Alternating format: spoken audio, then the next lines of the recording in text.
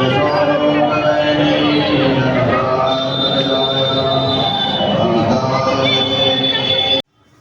घर पर नवरात्रि का दिन है। मेरी नौ माता मेरे घर पर विराजमान हुई है। तो हम लोग सभी लोग पूजा करते, व्रत रहते हैं और 9 दिन के लिए कलश रखते हैं और अखंड ज्योति जलाते, माँ की स्थापना करते हैं। तो देखिए सभी लोग, मेरे घर में मेरी बहू पूजा करे, 9 दिन व्रत है। मैं तो परवास्त में रही हूँ क्योंकि मैंने उद्यापन कर दिया, इसलिए मैं अब 9 दिन नहीं रहती हूँ। मेरी बहू 9 दिन व्रत रहती है। तो देखिए उसने माता को बैठाया और कलश भी रखा, अखंड ज्योति भी जलाई है जो, और घट के नीचे जवारे भी बोती है। तो ये देखिए बीज भी डाले, फल किए, सभी पूजा करती है। तो देखिए गए सभी लोग। तो मैंने सोचा लिया आप लोगों को भी दिखा दूं कि मेरे घर में पूजा कैसे होती है। तो इसलिए मैंने आप लोग दिखाई पूजा। और 9 देवियों को बैठालती है 9 दिन के लिए। 9 दिन मेरे यहाँ दीपक भी जलता है। तो देखिए अब वो पूजा कर रही है और 9 दिन 9 देवियों को भोग भी लगाती है, तो बीड़ा भी लगाती है, पान बतासा बीड़ा में लगाती है, लौंग इलायची सभी।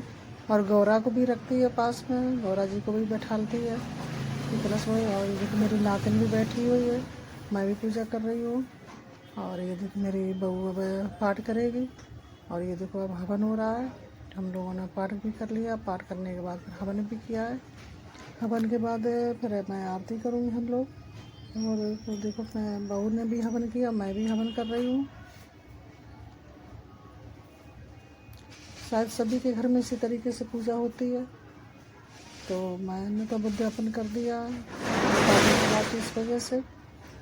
अब देखो 9 दिन मेरे यहाँ 9 दिन पूरी पूजा की जाती है, अखंड ज्योत भी जलती है और हवन भी होता है 9 दिन सुबह।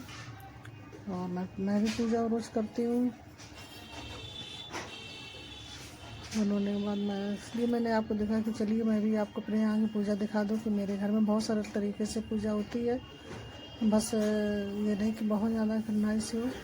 और मेरे यहाँ जैसे पहले से मेरी सासू जी करती थी पूजा, उसी तरीके से मैं भी करती हूँ। 9 माता को उनके हाथ लगाती हूँ, बैठालती हूँ बंधन से।